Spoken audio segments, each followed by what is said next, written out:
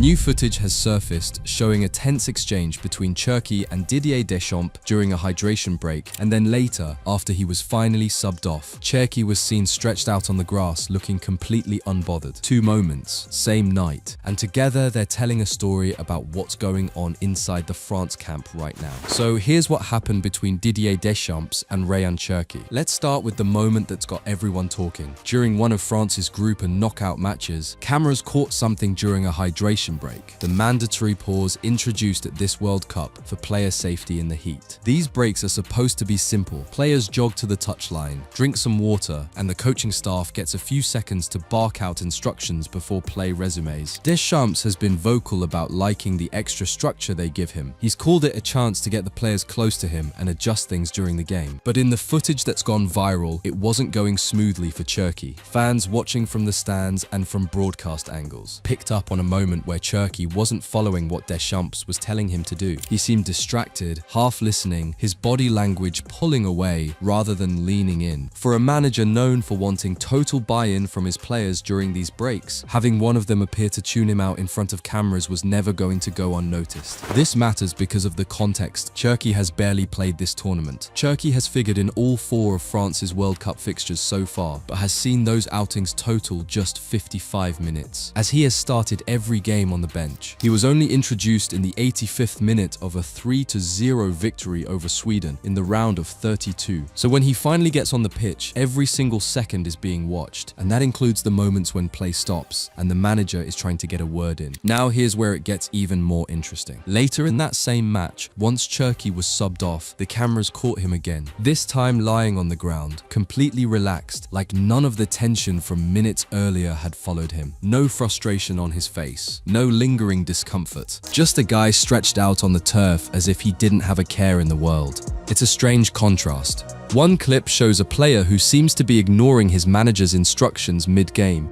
The next shows that same player totally at ease the second he's off the pitch. Fans picked apart both clips within hours. Some read the water break moment as proof that Cherki's patience with Deschamps is wearing thin, that he's not just frustrated about minutes, he's actively pushing back when the manager tries to communicate with him. Others zeroed in on the ground shot and asked why a guy who's clearly upset about his role would look that calm the second the whistle told him his night was over. This wasn't the first time cameras had zoomed in on body language between these two. Just days earlier, the post-match handshake situation after France beat Sweden had already put Deschamps and Cherki under the microscope. In that instance, Deschamps approached with an outstretched hand to congratulate him, and the 22-year-old midfielder appeared to deliberately brush the manager's hand away, leaning down to adjust his boots, before Deschamps made a second attempt to engage the player, who again shifted his body away, before eventually offering a cursory, cold greeting. So by the time the hydration break footage surfaced, there was already a script running in people's heads. Cherki frustrated, Deschamps patient but firm, and now there was fresh video seemingly confirming the same dynamic, mid-match this time, not just in the celebration afterward. What's clear is that this isn't some isolated blip, it's part of a pattern that's been building since the tournament started. One clip at a time, each one adding another layer to the question everyone's asking. Is there a real problem between these two? Or is this just a young player's frustration boiling over in ways that look worse on camera than they actually are? To understand why that water break moment carried so much weight, you have to go back to why Cherki is even in this position in the first place. Stuck on the bench, waiting for scraps of minutes, while some of the biggest names in world football take the minutes he wants for himself. To understand the tension, you need to understand the math Deschamps is working with. This is arguably the deepest attacking group France has ever taken into a tournament, and there simply isn't room for everyone. Deschamps has preferred the attacking axis of Mbappé, Ousmane Dembélé, and Michael Olise, with Barcola and Desire Du operating on the flanks. That's 5 players ahead of Cherki in the pecking order before you even get to formation questions. And the formation itself works against him too. The manager's shift to a 4-2, 3-1 formation has heavily favoured Olise in the central number 10 role, leaving Cherki stranded on the bench. That's Cherki's exact position, The number 10 role, the free roaming creative spot behind the striker, is the one he's built his entire career around. At Manchester City, he wore the number 10 shirt after Jack Grealish left on loan. He's the guy Lion fans still talk about as one of the best academy products the club has ever produced. And at the biggest tournament of his life, that shirt and that role belong to somebody else. The numbers on his City form make the situation sting even more. Despite arriving at the tournament on the back of a stellar debut season for Manchester City, where he recorded 12 assists, second only to Bruno Fernandes in the Premier League, he has been unable to dislodge France's established hierarchy. He walked into this World Cup as one of the form players in Europe and still couldn't crack the top of the depth chart. It's not just Olise blocking him either. Look at the full list of names ahead of him. Real Madrid Galactico Kylian Mbappe leading the line as captain, ably supported by Bayern Munich assist king Michael Olise, Ballon d'Or winner Ousmane Dembele, and Paris Saint-Germain winger Bradley Barcola. That's a Ballon d'Or winner, a Real Madrid superstar, and two of the most in-form wide players in Europe, all standing between Cherki and consistent minutes. Deschamps himself has acknowledged how hard it is to manage that many egos and that much talent at once. Talking about the balance of his front line, he said there's a good connection between the group, that there's a good connection. When we need to work hard with the ball, everyone is involved, including the forwards. That's a very good thing. Obviously, it's something that pleases me, and I'm proud of it. But praising the collective doesn't fix Cherki's individual problem, and Deschamps knows the risk that comes with parking a talent like that on the bench for too long. He's been blunt about it publicly, warning that the team spirit doesn't win matches, but it can lose them. Players might be disappointed because they're not playing enough or at all. There might be frustrations, but the collective strength is paramount. That quote reads almost like it was written with Cherki in mind. He's not naming him, but everyone covering this tournament immediately connected the dots. The minutes tell their own story too. Through 4 matches, Cherki's total game time barely cracks the hour mark. Cherki arrived at the FIFA World Cup as one of the more exciting attacking talents in France's squad, with the playmaker's creativity and flair having marked him out as a player capable of offering something different from the bench in the latter stages of tight knockout fixtures. But the competition for places within Didier Deschamps' forward line is among the most fierce of any squad, and Cherki has found opportunities harder to come by than he might have hoped. There's also a bigger shadow hanging over this entire situation, one that goes back 16 years. France has been here before with a talented squad and a simmering dressing room problem. Reporting on the current tension explicitly draws the comparison, noting how the depth of the French squad is historically immense, drawing parallels to the internal friction that plagued their 2010 campaign in South Africa. That tournament ended in disaster, a squad revolt, a player sent home, French football embarrassed on the world stage. Nobody wants to say those 2 words, Anelka, mutiny, out loud about this current squad, but the comparison is sitting right there in the background every time a new clip of Cherki drops. Former France international Louis Saha has pushed back on the doom framing, telling reporters he doesn't believe this is anywhere near that territory. Questions have been asked of whether all is well in the French camp, with Les Bleus having endured mutiny in their ranks back in 2010, when Nicolas Anelka was sent home by Raymond Domenech, and players revolted. But Saha insists there are no such concerns in 2026. Saha's read is that Cherki is simply young, hungry, and reacting the way any elite competitor would when the world's biggest stage keeps passing him by. So that's the backdrop. A stacked squad, a manager who has to make brutal choices every single match day, and one 22-year-old watching from the bench, while some of the best attacking talent on the planet gets the minutes he believes should be his. That frustration didn't just appear out of nowhere during the water break. It had been building match after match, and it was only a matter of time before it showed up on camera in a way the whole internet could see. Before the hydration break clip, there was already a moment that had set the tone for how people were reading every interaction between Cherki and his manager. The full-time reaction after France beat Sweden. Here's how it played out. Cherki figured in all 4 of France's World Cup fixtures so far, but saw those outings total just 55 minutes, starting every game on the bench, and was only introduced in the 85th minute of the 3-0 victory over Sweden. After that contest came to a close, Deschamps stepped onto the pitch in order to congratulate his players, and Cherki was caught on camera doing all he could to avoid interacting with his head coach, with an unenthusiastic slap of hands, the best that he could muster, while waving at the crowd and bending down to readjust his socks. Watch the sequence closely, and it plays out almost in slow motion. The footage shows Cherki standing alone in the center of the pitch, waving to the supporters. When Deschamps approached him to acknowledge his contribution, the former Lyon star seemed to brush the manager's hand away.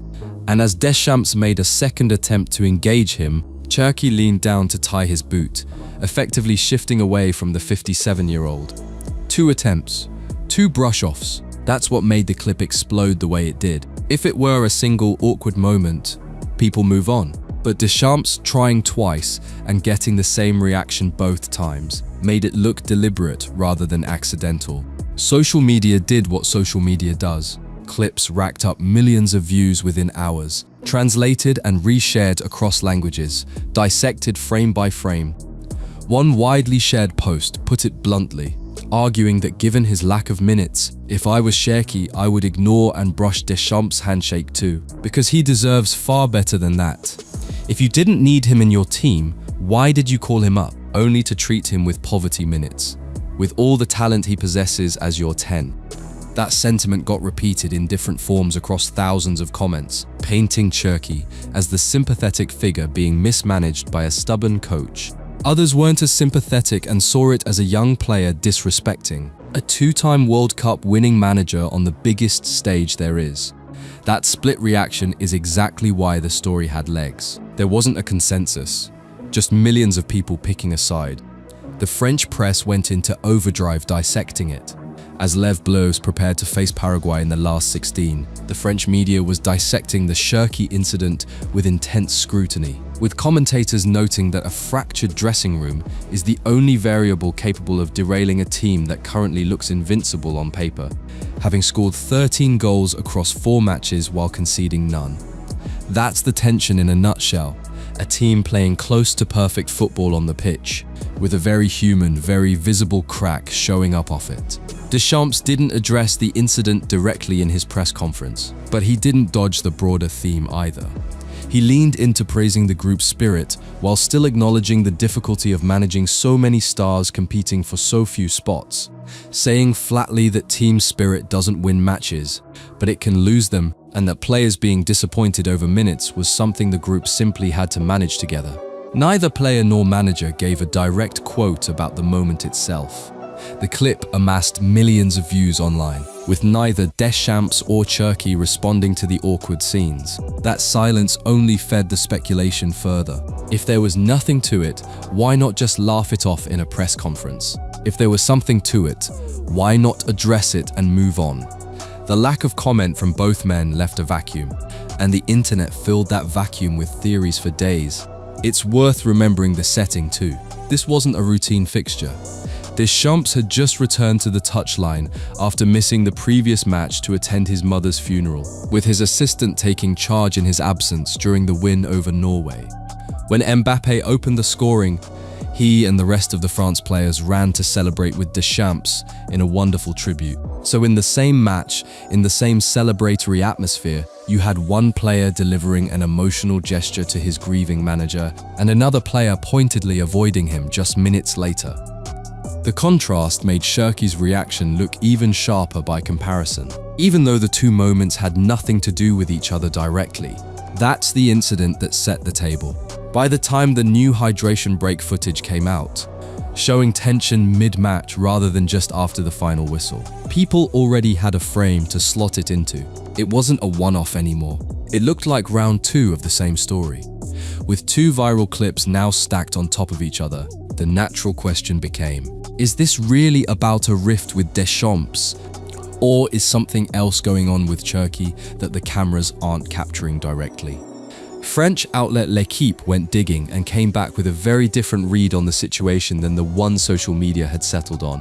According to their reporting, Cherki is dealing with a very difficult off-field situation, which has been wearing him down since the end of last week. That's a significant detail, because it reframes the entire body language conversation. It's not necessarily about Deschamps at all.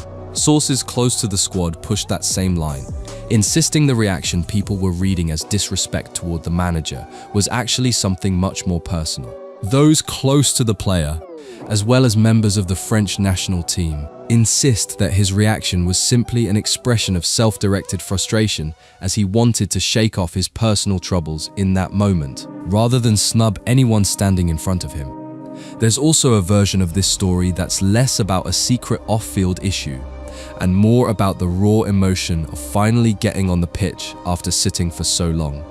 Louis Saha, who's lived through World Cups himself as a player, offered a version of events rooted in that experience. He described a similar moment from his own career, saying he once handled being subbed on in the wrong way because he was so desperate to make an impact that the emotion got the better of him. In his words, he explained that I actually did it in the wrong way. I wanted to go on the field, and because I didn't have the minutes, I thought I could have played more every time I came on. I was so excited I got bookings and I didn't play. Saha's argument is that this is just what happens to elite competitors when the stage is this big and the opportunities this rare. He was clear that he doesn't think Cherki was targeting Deschamps specifically, saying he doesn't blame him in a way that maybe people try to create a debate. I think if anyone will be in this position, having this quality and this confidence, I'm telling you, it's extremely hard to contain. Then there's the emotional toll piece, which paints an even more sympathetic picture than either the rift narrative or the professional frustration narrative. Reports out of the French camp suggest Cherki has genuinely been struggling to sleep over how little he's playing. The report goes as far as to suggest Cherki has even been suffering sleepless nights over his lack of involvement, though it is insisted that those close to the player say he understands the intensity of the competition for places in France's attacking line and the difficulty of forcing his way into Deschamps' plans. That's not the profile of a player scheming against his manager. That's the profile of a 22-year-old who's exhausted, both physically and emotionally, from carrying frustration he can't fully express in public. What makes this version even more compelling is who's reportedly stepping in to help him through it. This isn't Cherki isolated in the squad, nursing a grudge alone. Cherki is said to have the backing of several of the most senior figures within the French camp, with Kylian Mbappe, Ousmane Dembélé, and Marcus Thuram all reportedly offering their support, and reassuring the playmaker that his opportunity at the tournament will come in time. Think about who those names are. Mbappe is the captain and the biggest star on the team. Dembélé just won the Ballon d'Or. Thuram is one of the most respected senior professionals in the squad. If those three are the ones checking in on Cherki behind the scenes, it says a lot about how the dressing room actually views him, not as a problem, but as a talented teammate going through something they clearly recognize and want to help fix. Cherki's entourage has also pushed directly against the disrespect narrative, offering a specific reframing of what people saw on camera. Their explanation was that his reaction reflected disappointment with himself rather than disrespect toward the France manager, an attempt to shut down the idea that any of this was aimed at Deschamps personally. Put all of that together, the personal off-field trouble, the sleepless nights, the senior teammates rallying around him, and the water break moment starts to look less like defiance and more like a young player barely holding it together under pressure. Most of us will never understand.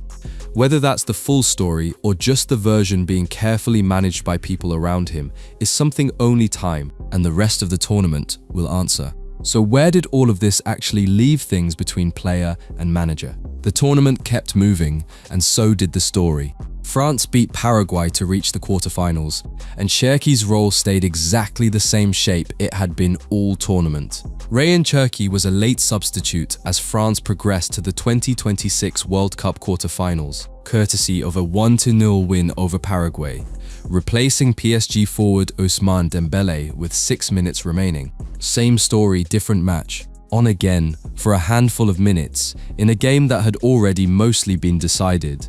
Eventually, the run came to an end. France's push toward a third straight World Cup final was stopped by Spain in the semi-final. And it was in the aftermath of that defeat where Cherki, for the first time all tournament, actually spoke at length to reporters.